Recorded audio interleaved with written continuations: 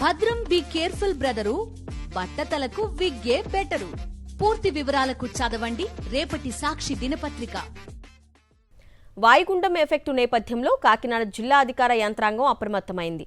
2-3 రోజుల్లో భారీ వర్షాలు కురుస్తాయని వాతావరణ శాఖ హెచ్చరికలతో అప్రమత్తంగా ఉండాలని కలెక్టర్ షాన్ మోహన్ అధికారులను ఆదేశించారు. కాకినాడ కలెక్టరేట్లో కంట్రోల్ రూమ్ ఏర్పాటు చేశారు. వాయుగుండ ప్రభావంతో కాకినాడ ఉప్పాడ బీచ్ రోడ్డులో సముద్రం 100 మీటర్లు వెనక్కు వెళ్లిపోయింది. మరింత సమాచారాన్ని మా ప్రతినిధి రాజు అందిస్తారు. బంగాళాఖాతంలో ఏర్పడిన వాయుగుండ ప్రభావంతో కాకినాడ జిల్లాలో ఎడతెరిపి లేకుండా వానలు కురుస్తున్నాయి. గత రాత్రి నుంచి చూసినట్లయితే ఇప్పటివరకు దాదాపు 1182 మిల్లీమీటర్ల వర్షపాతం నమోదైంది. ఇక భారీ వర్షాల కారణంగా లోతట్టు ప్రాంతాలన్నీ కూడా పూర్తిగా జలమయమైన పరిస్థితులు అయితే కనిపిస్తుంది. ఇక ప్రస్తుతం నేనైతే కాకినాడ ఉప్పాడ బీచ్ రోడ్లో ఉన్నాను.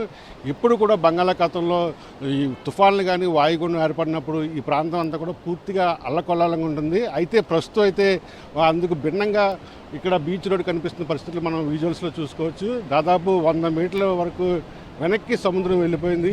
ఎప్పుడు కూడా ఈ తుఫాన్లు కానీ వాయుగుండం సమయంలో ఈ కెరటాలు పెద్ద ఎత్తున ఇక్కడికి ఉధృతంగా తరలివచ్చి ఇక్కడ ఉన్నటువంటి రాక్ వాల్ని ఢీకొని బీచ్ రోడ్డు మీద ఎగసిపడి వాహనదారులకి ఇబ్బంది పడే పరిస్థితులు కనిపిస్తూ ఉంటాయి. కానీ ఇందుకు భిన్నంగా సముద్రం దాదాపు 100 మీటర్ల వెనక్కి వెళ్ళిపోయిన పరిస్థితి కనిపిస్తుంది. ఇక ప్రధానంగా మనం చూసినట్లయితే ఈ భారీ వర్షాల కారణంగా ఇది కాకినాడ యాంకరేజ్ పోర్ట్లో బియ్యం ఎగుమతులకు పూర్తిగా ఆటంకం ఏర్పడింది.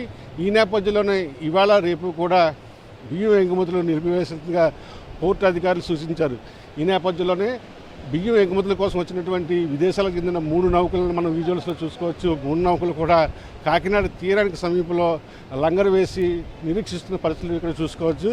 ఇక దీంతో పాటుగా ఈ వాయుగుండ ప్రభావంతో సముద్రంలోకి వేటకు వెళ్ళవద్దని చెప్పి అధికారులు ఆదేశాలు జారీ చేయడంతో మత్స్యకారులంతా కూడా తమ వేటను నిలిపివేసి తీరానికి పరిమితమైనారు.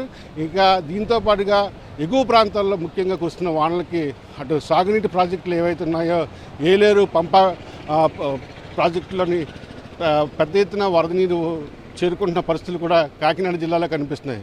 వీడియో జర్నలిస్ట్ వెంకటరామ్తో కలిసి correspondent Raju, Sakshi TV, Kakinada Uppada beach road నుండి.